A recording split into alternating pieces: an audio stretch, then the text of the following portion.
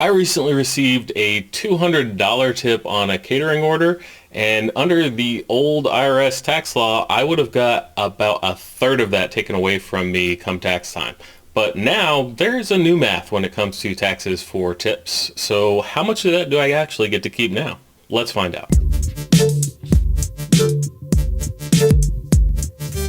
Hi, I'm Tyler from the Rideshare Guy, and on today's episode, we're going to be talking about tips and how much we're actually going to be able to save and keep of our money that we've earned with this no tax on tips law that is now out there, especially as we go into the new year. So as any driver at this point knows, the only real way to make good income doing this is to get tips. And that means that maybe the majority or at least half of the income that you're actually making is from tips. So when you heard that there was going to be no tax on tips, then you were probably pretty excited, and rightfully so. But what does that actually mean? Well, first off, let's realize that it's not actually no tax on tips. It's going to be less tax on tips is a better way of putting it. Probably doesn't roll off the tongue as well, and we'd prefer no tax, but there is going to be significantly less tax on tips. So let's take the $200 tip that I got. So we see I had a delivery. The actual commission on this delivery was $5.30.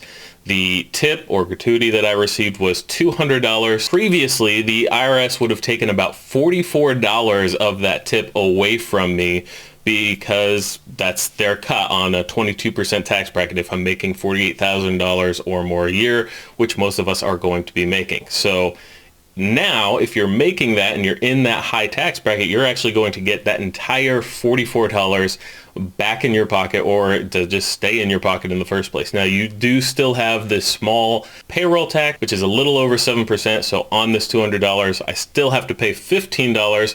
However, 15 plus 44, we're talking a third of this, over $50, almost $60 of this $200 tip is just gone for taxes, and now it's just 15. So significant savings on that aspect. I'm able to keep about $185 instead of $145. So really excited to have that difference and additional income back in my pocket for doing nothing but what I've been doing. What makes this even better for gig workers, even more so than servers at a restaurant that are excited about the no tax on tips, is that we also get additional discounts as drivers that we've always got. So we get the discount on our taxes or tax deduction based on how much we drive. So looking at Mile IQ on this, I drove enough based off Mile IQ to save an additional $59.64 in deductions, about $60. So this drive, this order that I made $205 with a $200 tip,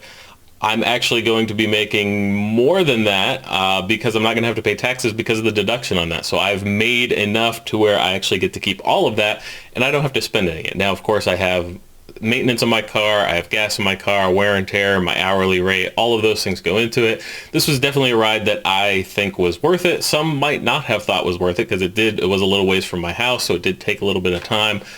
But it was a real nice, easy delivery, and really appreciated it. But now here's the downside when it comes to this no tax on tips or less tax on tips that MileIQ or other apps like this can help you with, is that right now these gig apps are not required to separate the tipped amount that they give you and the commission amount that they give you when it comes to the 1099s at the end of the year. Now, moving forward, it does look like in 2026 and on, they are going to have to do that. But right now, this year, they don't. So we as gig workers need to kind of take it into our own hands and start doing the work now to track the tips that we're making. So go back and start doing it little by little while you're at home or while you're waiting for requests to get and figure out how much you made from tips so that you can actually get the biggest benefit from this come tax time. Because when it's all lumped into one, it's all going to be considered taxable income. So we want to differentiate the tips that you made and the commissions that you made so that you're getting the most out of this.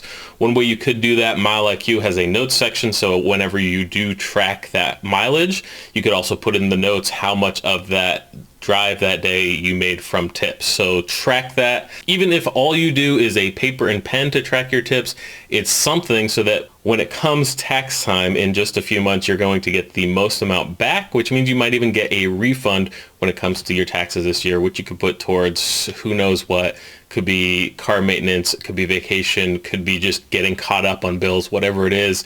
But if you don't do that work now, you're not going to get that later. So make sure you're doing that now. So great thing, the taxes or no taxes or less taxes on tips, however you want to think about it, is a great thing for gig workers. It's awesome that you're going to be able to get that much money back. We do have to put a little bit of work into it, but we're kind of used to doing a little bit of work as gig workers in order to make as much money as possible. So let us know if you found anything else, a better way of tracking the tips and differentiating it on your own. We'd love to hear the tips and tricks that you guys have had.